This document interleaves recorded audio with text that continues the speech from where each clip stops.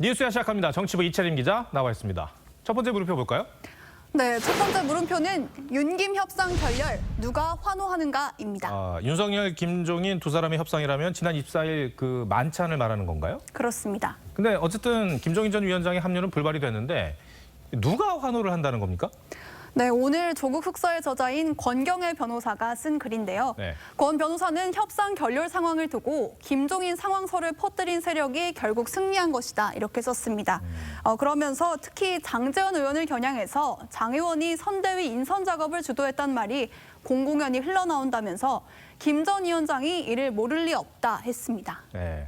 김 전 위원장 역시 여러 차례 윤 후보 측근 장제원 의원을 비판해왔죠?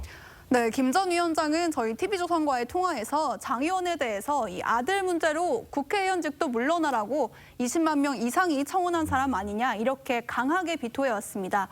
장 의원은 김병준 위원장을 영입하는데도 적극적으로 앞장서온 것으로 알려졌는데 국민의힘 관계자에 따르면 지난해 김 전 위원장이 비대위 체제를 이끌던 시절에 장 의원과 김병준 위원장이 반 김종인 전선 이런 공감대로 가까워졌다고 합니다. 이 때문에 김종인 전 위원장에게는 본인을 견제하려는 움직임으로 보였을 수도 있습니다. 그런데 장 의원은 선대위에서 공식 직함도 없고 앞으로도 맡지 않겠다고 그러지 않았습니까?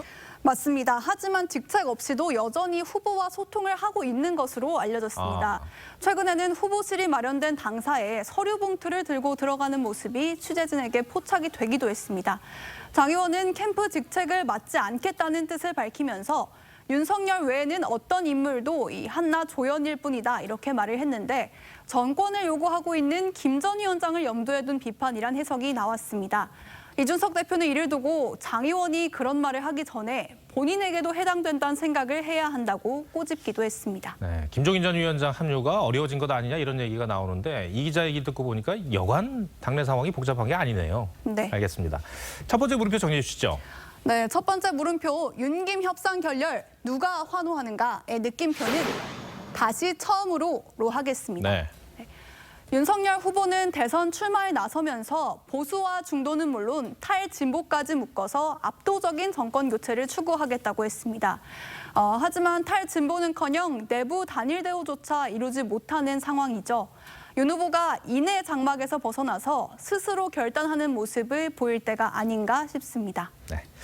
두 번째 물음표는 뭡니까? 네, 두 번째 물음표는 심신미약 변호의 기술입니다.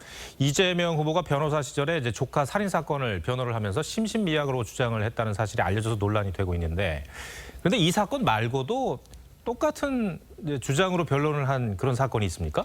네, 그렇습니다. 이 후보가 이 전 여자친구를 살해한 조카를 변호하고 그 이듬해인 2007년에 또 다른 살인사건 피고인의 변호를 맡았던 사실이 알려진 건데요. 네. 이 판결문에 따르면 피의자는 내연녀인 피해자에게 농약을 마실 것을 강요하고 이를 거부하자 흉기로 여러 차례 찔려서 결국 숨지게 했습니다.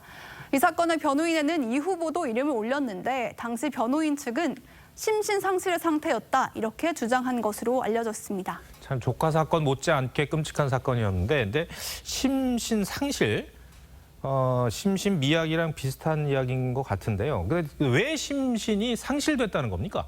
네, 이 당시의 주장은 음주로 인한 심신미약이었습니다. 네. 하지만 1심 재판부는 이 피고인이 술에 취해서 사물을 변별할 능력이나 의사를 결정할 능력이 없었다거나 미약한 상태에 이르렀다고는 보이지 않는다면서 심신미약 주장을 배제했습니다. 앞서 조카 변호 때는 이 충동 조절 장애를 심신미약의 근거로 들었습니다. 이 조카가 성격적으로 충동성과 공격성이 많았다는 건데요. 법원은 이를 받아들이지 않았습니다. 하지만 2018년에 이재명 경기지사 당시에는 이 심신미약에 대한 태도가 완전히 달랐습니다. 이 후보는 당시 SNS에 PC방 살인사건 관련 기사를 공유하면서 국민들은 정신질환 감염에 분노한다고 했습니다. 또 살인은 엄벌하고 질병은 치료해야만 한다 이렇게 쓰기도 했습니다. 네. 변호사 이재명과 정치인 이재명의 의견이 다른 건데 이 후보 측 입장은 뭡니까? 네, 이 후보는 조카는 가족이어서 어쩔 수 없이 변호했다 이렇게 말을 했고요. 다른 사건의 경우에는 동업하던 변호사와 함께 수임했던 사건으로 줌으로 변호했던 것은 이 후보가 아니라고 해명을 했습니다. 국민의힘 선대위의 전주혜 대변인은 피해자의 아픔과 고통은 이 후보의 머리와 가슴엔 애초부터 없었다고 비판했습니다. 네. 두 번째 물음표도 정리해 볼까요? 네, 두 번째 물음표 심신미약 변호의 기술의 느낌표는 법리 해석도 포퓰리즘으로 하겠습니다. 네. 네, 흉악범이라도 분명히 변호를 받을 권리는 있습니다. 또 심신미약에 대한 판단도 분명히 법의 테두리 안에서 이뤄지는 것일 겁니다. 하지만 이 변호사일 때와 정치인일 때 법리 해석이 달라지는 건 왠지 어색한 모습으로 비춰질 수도 있을 겁니다. 또 스스로 행해온 이 인권 변호사라는 모습과도 거리가 좀 있어 보입니다. 네. 이채림 기자 오늘 설명 잘 들었습니다.